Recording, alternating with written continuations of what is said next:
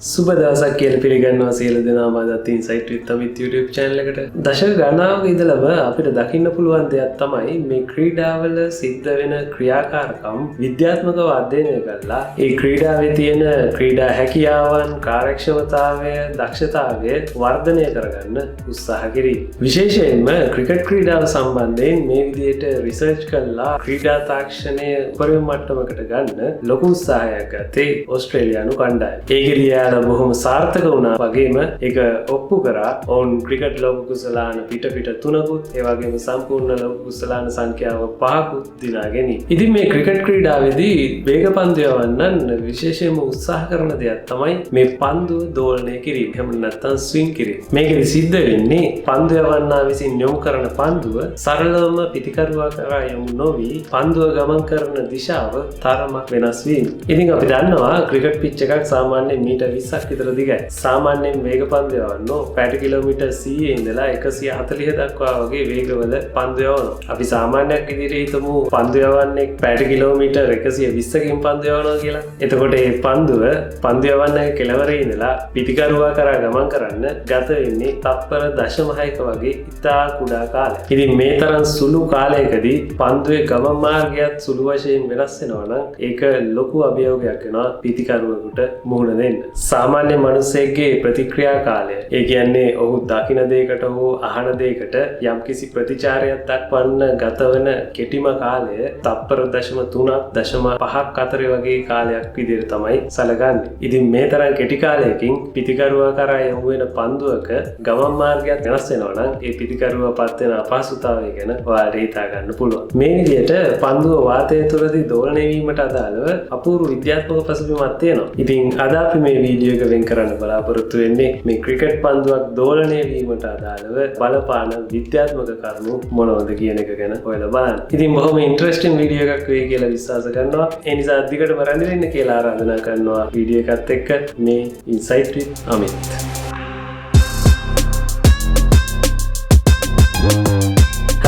මේ විදිහට පන්දුවක් වාතයේදී දෝලනය වෙන්න එහෙම නැත්නම් ගමන් මාර්ගය වෙනස් කරන්න බලපාන්නේ පන්දුව සහ වාතය අතර තියෙන යම්කිසි අන්තර්ක්‍රියාවක්. මේක තේරුම් ගන්න අපි මුලින්ම මේ සිනිඳු මතු පිටක් තියෙන බෝලයක් වාතය හරහා ගමන් කරද්දී සිද්ධ වෙන ක්‍රියාවලිය පොඩ්ඩක් තේරුම් ගන්න. අපි වාතයත් සලකන්නේ භෞතික විද්‍යාවේදී නැත්නම් තරල ගති විද්‍යාවේදී ජලය එහෙම නැත්නම් තෙල් ඒ වගේ තරලයක් නැත්නම් ද්‍රවයක් විදිහට තමයි සලකන්නේ. මේ නිසා වාතයටත් තියෙනවා යම්කිසි දුෂ්‍රාවිතාව. දුෂ්‍රාවිතාව කියන්නේ ගලාගෙන යාමට දක්වන අකමැත්ත. අපි දන්නවා ජලය වගේ අඩු දුෂ්‍රාවිතාවක් තියෙන තරලයක් ගලාගෙන යද්දී මේ විදිහට ඉතා පහසුවෙන් ගලාගෙන යනවා. ඒ වගේම වැඩි දුෂ්‍රාවිතාවක් තියෙන එන්ජින් ඔයිල් වගේ ද්‍රවයක් ගලාගෙන යන්නේ මේ විදිහට ටිකක් අපහසුයි. එතකොට වාතය හරහා පන්දුවක් ගමන් කරනකොට වායු අංශ හැසිරෙන හැටි තමයි මේ තියෙන්නේ. මෙතන තියෙන A කියන වායු අංශය ගත්තම එයා පන්දුවේ පෘෂ්ඨයට වැඩි ආකර්ෂණයක් පෙන්වනවා.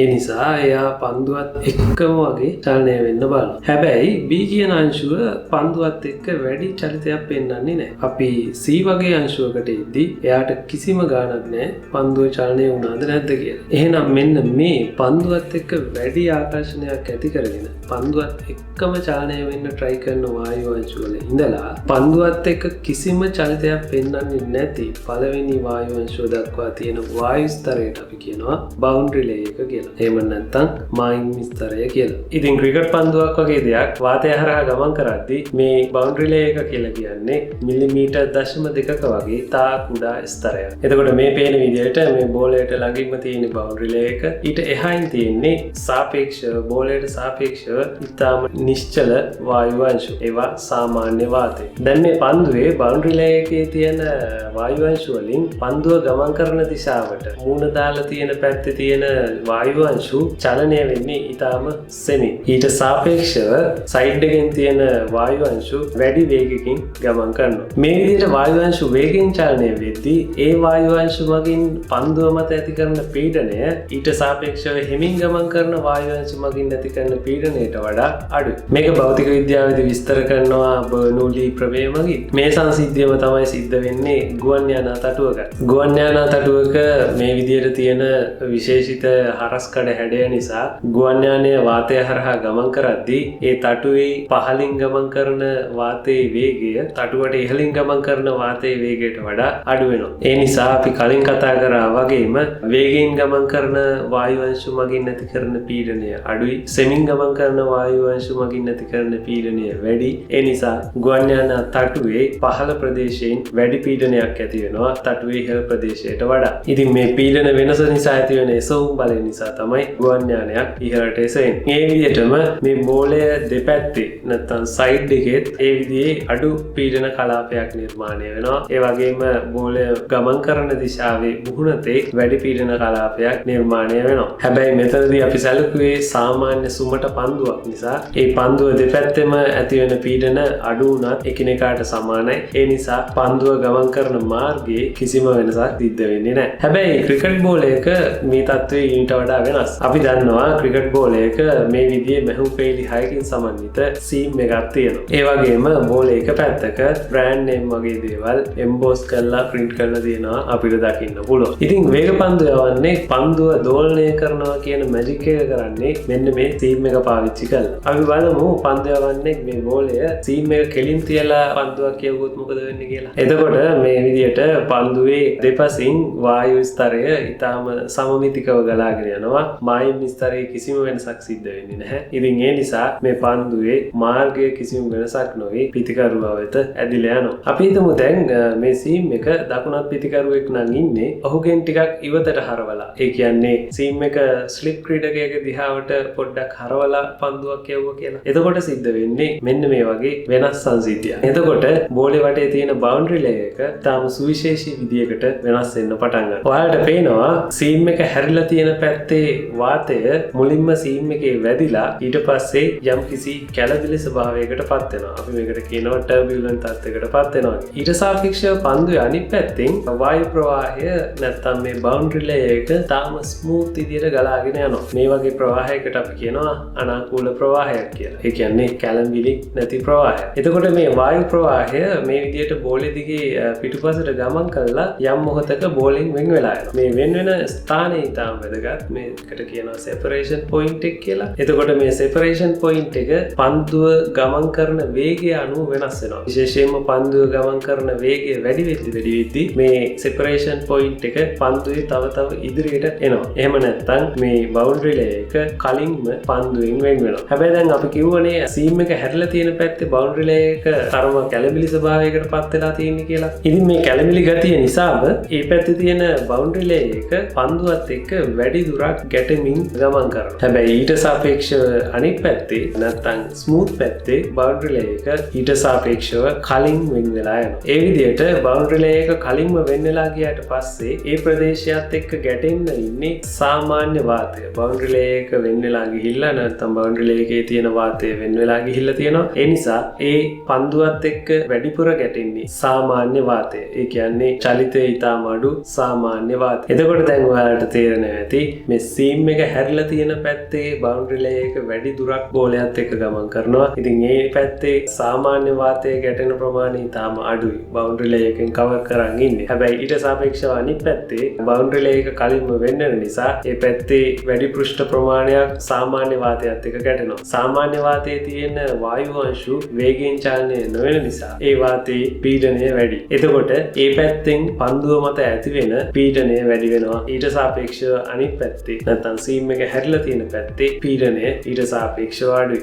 දැන් අපිට පේනවා මේ සීම් එක හැරිලා තියෙන පැත්තට පීඩන වෙනසක් ඇති වෙලා තියෙනවා. ඉතින් මෙන්න මේ පීඩන වෙනස නිසා පන්දුව මත බලයක් ඉදිලා සීම් එක හැරිලා තියෙන පැත්තට පන්දුවේ මාර්ගය තරමක් වෙනස් වෙනවා. ඒ කියන්නේ පන්දුව පිටිකරුවගෙන් ඈතට ඇදෙනවා. අවුට් සිං පන්දුවක් බවට පත් වෙනවා. දැන් ওই පීඩන වෙනස වැඩි කරගත්තොත් පන්දුව හොඳට සිං වෙන නිසා තමයි මේ සීම් එක හැරිලා තියෙන පැත්ත රළු වෙන්න ඇරලා අනිත් පැත්ත හොඳට ඇඳුම ඇතුල්ලලා පොලිෂ් කරන්නේ. ඉතින් මේක ඔයාලා හොඳටම දැකලා තියෙන සිද්ධියක් නේ. ඒ විදිහට බෝලේ පැත්තක් ෂයින් වෙද්දී ඒ පැත්ත හරහා ගමන් කරන බවුන්ඩරි ලේයර් එක ස්මූත්ලි ගමන් කරනවා. අනිත් පැත්ත රළු වෙද්දී ඒ පැත්තේ බවුන්ඩරි ලේයර් එක වැඩි වේලාවක් නැත්තම් බෝලේ පිටුපසට යනකම්ම බවුන්ඩරි ලේයර් එක බෝලයත් එක්ක ගැටිලා තියෙනවා. ඉතින් පන්දුව යවන්නට ওই විදිහටම සීම් එක ලෙග් ස්ටම්ප් එක පැත්තට හරවලා බෝලේ රෆ් සයිඩ් එක ඇතුළට තියෙන විදිහට පන්දුවක් ගැව්වොත් ඒ පන්දුව ලෙග් ස්ටම්ප් එක දිහාවට නැවෙන්න පටන් ගන්නවා. ඒ කියන්නේ ඉන්සින් පන්දුවක් බවට පත් වෙනවා. ඉතින් අපේ මාවන් අතුපත්තු වගේ ඊටාම තාක්ෂණයෙන් පිරිපුන් පිටිකරුවෙක් ගත්තොත් ඔවුන් මේ පන්දු යවන්නගේ අතේ පන්දුවේ සීම් එක හැරිලා තියෙන පැත්ත බලා ගන්න උත්සාහ කරනවා. ඒකෙන් තමයි ඔවුන් තීරණය කරගන්නේ මේ එන්නේ ඉන්ස්විම් පන්දුවක්ද නැත්නම් අවුට්ස්විම් පන්දුවක්ද කියලා. හැබැයි ඉතින් මීටර් 20ක් විතර ඈතින් ඉන්න පන්දු යවන්නෙක්ගේ අතේ තියෙන බෝලයක සීම් එක හැරිලා තියෙන පැත්ත හොයා ගන්නවා කියන එක නැත්නම් බලා ගන්නවා කියන එක හරිම ලේසි පහසු වැඩක් නෙවෙයි කියන එක නම් අමුතුවෙන් කියන්න දෙයක් නැහැ. ඉතින් මේ ක්‍රිකට් පන්දු වල දෝලනය ගැන පරීක්ෂණ මේ NASA ආයතනයෙන් පවා සිද්ධ කරලා තියෙනවා. ඉතින් මේ රිසර්ච් පේපර්ස් වලට ඉන්ටර්නෙට් එකට ගියොත් හොයාගෙන බලන්න පුළුවන්. මේ පරීක්ෂණවලදී පෙන්නලා දීලා තියෙනවා මේ පන්දුව දෙපැත්තේ වැඩිම පීඩන වෙනසක් ඇති කරගන්න පුළුවන් මොන වගේ වේගවලදීද මොන වගේ ඇලයක් ඇතුව සීම් එක යවුවොත් කියන එක මේ පරීක්ෂණ පත්‍රිකාවල විස්තර කරලා තියෙනවා. තවත් ඉතාම වැදගත්ම දෙයක් තියෙනවා. ඒ තමයි මේ පන්දු යවන්නගෙන් පන්දුව අතින් ගිලෙන මොහොතේ ඉඳලා පන්දුව පිච් වෙන තැන දක්වාම මේ සීම් එක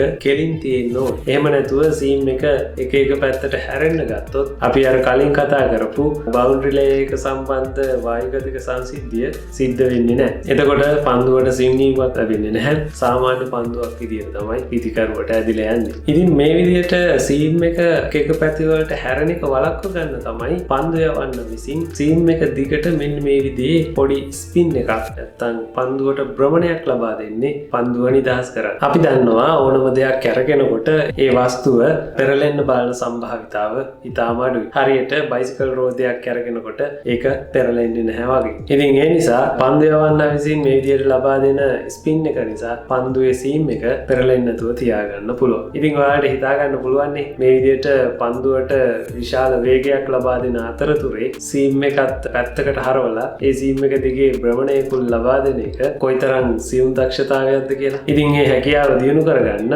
ඉතාම දීර්ඝකාලීන පුහුණුවක් අවශ්‍ය වෙනවා. එතකොට අර NASA ආයතනයෙන් කරපු පරීක්ෂණ වලට අනුව උපරිම දෝලනයක් ලබා ගන්න පුළුවන් වෙන්නේ පන්දුව පැයට කිලෝමීටර් 115ක වේගයෙන් ගමන් කරද්දී. ඒ වගේම සීම් එක අංශක 20ක් ඇලව තියෙද්දි තප්පරයට වට 14ක වේගයෙන් පන්දුව භ්‍රමණය වෙන අවස්ථාවේ. ඔන්න එහෙනම් ක්‍රිකට් ප්‍රැක්ටිස් ගන්න අපේ යාළුවෙක් ඉන්නවා නම් try කරලා බලන්න පුළුවන් වැඩේ ඇත්තද කියලා. හරි අපි දැන් ඔය කතා කරපු පන්දුවක සාමාන්‍ය දෝලනය ක්‍රීඩකයෝ ඉතාම ඈත කාලෙකින් ඉඳන්ම දැනගෙන හිටපු දෙයක්. ඒ කියන්නේ විද්‍යාත්මක සංසිද්ධිය නෙවෙයි. මේ විදිහේ පන්දුව දෝලනය කරන්න පුළුවන් කියන දේ ඕන් දැනගෙන හිටියා. ඉතින් පස්සේ තමයි පරීක්ෂණාත්මකව මේක තහවුරු කරේ. හැබැයි 1980 ගණන් වල පාකිස්තාන ක්‍රිකට් කණ්ඩායමේ නායකයා වෙච්ච ඉම්රාන් ખાන් හොයාගත්තා හරිම අපූර්ව දෙයක්. ඒ තමයි තරගයේ අතරතුරදී පන්දුව පළුදු වෙලා තියෙන අවස්ථාවල ඉතා වේගයෙන් පන්දුව යොමු කරොත් සීම් එක හරවල තියෙන දිශාවට විරුද්ධ දිශාවට පන්දුව දෝලනය කරන්න පුළුවන් කියන එක. ඉතින් ඒ නිසා අර සීම් එක හැරිලා තියෙන දිහාව බලලා බැට් කරන පිටකරුවෝ ගොඩක් අමාරු වෙන්නේ නැති. සාමාන්‍ය දෝලනයට විරුද්ධ දිශාවට දෝලනය වෙන නිසා මේකට කියනවා රිවර්ස් ස්විංග් කියලා. පස්සේ මේක මාස්ටර් කරා වසීම් අක්‍රම්, වකා යුනිස් වගේ අනිත් පාකිස්තාන ක්‍රීඩකයෝ. සාමාන්‍යයෙන් පාකිස්තාන ක්‍රීඩකයෝ ඉතා වේග පන්දු යවන්න දක්ෂ නිසා ඔවුන්ට ඉතාම පහසු වෙන්නේ නැති මේ රිවර්ස් ස්විංග් කරන එක. අපි පොඩ්ඩක් බලමු මේ රිවර්ස් ස්විංග් කියන සංසිද්ධිය වෙන්නේ කොහොමද කියලා. අපි දැන් සාමාන්‍ය දෝලනය ගැන කතා කරද්දී කිව්වනේ මේ බවුන්ඩරි ලේ එක බෝලය වටා තියෙන බවුන්ඩරි ලේ එක වෙන වෙන ස්ථානයේ ඉතාම වැදගත් කියලා. එතකොට පන්දුවේ වේගය එන්න වැඩි වෙද්දී මේ බවුන්ඩරි ලේ එක ඊට කලින් වෙන බලනවා කියන එකත් අපි දැන් දන්නවා. හැබැයි පන්දුවේ වේගය පැයට කිලෝමීටර් 140 වගේ පහු කරද්දී මේ බවුන්ඩරි ලේයර්ස් දෙකම සීම් එක හැරිලා තියෙන පැත්තේ බවුන්ඩරි ලේ එකක් අනිත් පැත්තේ බවුන්ඩරි ලේ එකක් දෙකම වෙන පටන් ගන්නවා. හැබැයි මේ සීම් එක හැරිලා තියෙන පැත්තේ බවුන්ඩරි ලේ එක අනිත් පැත්තට සාපේක්ෂව වැඩි කැළඹීමකට පත් වෙලා කලින් වෙන බලනවා. ඒ වගේම ඒ පැත්තේ බවුන්ඩරි ලේ එක ඉතාම දුර්වල තත්ත්වයකට පත් වෙනවා. ඉතින් මේ නිසා ඔයාලට පේනවා ඇති සීම් එක හැරිලා තියෙන පැත්තේ වැඩි සම්භාවිතාවක් තියෙනවා සාමාන්‍ය වාතයත් එක්ක ගැටෙන්න. එතකොට වැඩිපුර සාමාන්‍ය වාතයත් එක්ක ගැටෙන්නේ සීම් එක හැරිලා තියෙන පැත්ත නිසා ඒ පැත්තේ ඇති වෙන වායු පීඩනය අනිත් පැත්තට සාපේක්ෂව වැඩි. එතකොට මේ අවස්ථාවේදී පීඩනය යෙදෙන්නේ සීම් එක හැරිලා තියෙන පැත්තේ ඉඳලා අනිත් පැත්තට. ඒ නිසා පන්දුව විරුද්ධ දිශාවට ස්විංග් වෙන්න උත්සාහ කරනවා. පරීක්ෂණාත්මකව පෙන්වලා දීලා තියෙනවා අලුත් පන්දුවකින් වුණත් පැයට කිලෝමීටර් 140 ඉක්මවලා පන්දු යවද්දී ওই විදිහේ රිවර්සින් එකක් ගන්න පුළුවන්. ඒ විතරක් නෙවෙයි ඉම්රාන් ඛාන්ගේ නිරීක්ෂණයක් ඇත්ත කියලා ඔප්පු වෙන සාක්ෂි මේ පරීක්ෂණයෙන් ලැබුණා. ඒ තමයි පන්දුව රළු වෙද්දී මේ බවුන්ඩරි ලේයර්ස් වෙන් වෙන්න අවශ්‍ය කරන වේගය 140කට වඩා අඩු වෙනවා. ඒ කියන්නේ පන්දුව පරණ වුණාම වැඩි වේගයක් නැතුව පන්දුව රිවර්සින් කරන්න පුළුවන්. එතකොට අපිට පේනවා පන්දුවක් රිවර්සින් වෙනවද නෝමල් ස්විං වෙනවද කියන එක තීරණය වෙන්නේ පන්දුවේ වේගය අනුව. එහෙනම් ඔන්න විදිහට තමයි ක්‍රිකට් ක්‍රීඩාවත් එක්ක බැඳලා තියෙන ඉතාම අපූර්ව සංසිද්ධියක් වෙන මේ පන්දුවේ දෝලනය වීම විද්‍යාත්මකව පැහැදිලි කරලා තියෙන්නේ. ඇත්තටම මේක තාමත් වායුගති විද්‍යාවේ එහෙම නැත්නම් ඒරෝඩයිනමික්ස් වල අධ්‍යයනයට ලක් වෙමින් තියෙන මාතෘකාවක්. විශේෂයෙන්ම මේ පන්දුවේ දෝලනයට බලපාන වෙනස් සාධක මොනවද කියලා අවබෝධ කරගන්න පරීක්ෂකයෝ උත්සාහ කරනවා. ඉතින් අපේ ඉගෙන ගන්න නංගිලා මල්ලිලාට ඔන්න තියෙනවා හොඳ ඉන්ටරෙස්ටිං රස්සාවක්. ඉගෙනගෙන හොඳ උපාධියක් අරගෙන ඔයාලටත් පුළුවන් මේ ක්‍රීඩා ශාස්ත්‍රයේ පාරේෂකෙක් වෙන්න. මොකද ක්‍රිකට් විතරක් නෙවෙයි ලෝකයේ තියෙන හැම ක්‍රීඩාවකම දක්ෂතා වැඩි කරගන්න, පර්ෆෝමන්ස් වැඩි කරගන්න මේ විදිහේ රිසර්ච් හැම කාලෙම සිද්ධ වෙනවා. ඉතින් මම හිතනවා මේ වීඩියෝ එක ඔයාලට ගොඩක් රසවත් වෙන්න ඇති කියලා. ඒ වගේම වැදගත් යමක් ඉගෙන ගන්න ලැබෙන්න ඇති කියලා. ඔයාලා මේ වීඩියෝ එකට කැමති නම් පහලින් ලයික් එකක් දාගෙන යන්න.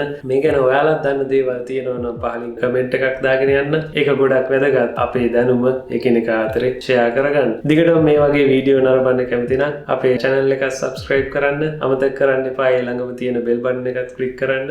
එහෙනම් අදට ගිහින් එන්න මේ insight with Amit.